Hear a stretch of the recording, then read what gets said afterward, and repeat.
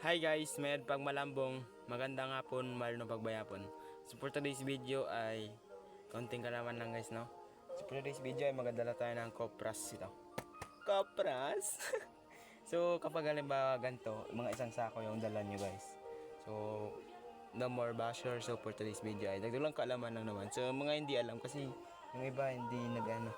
So mas maganda kapag may ganito guys yung ito ang tinatawag namin na uban. Yan.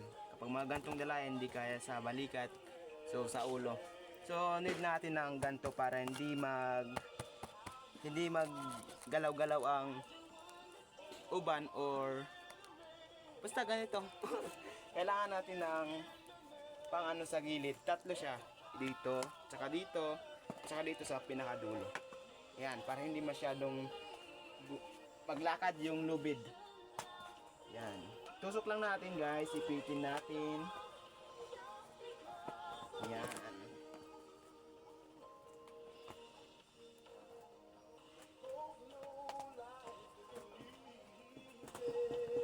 Yan, pag naipit nyo na, syempre hindi na yan magalakad. So, mas magaan ang pagdala nyo ng dalhin. Tulad nito.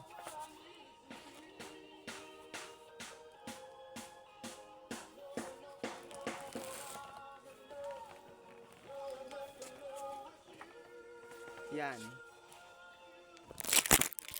Yan. Mas madali kapag may ganun. Hindi nagalakad, no? Yun lang for today's video. Bye-bye.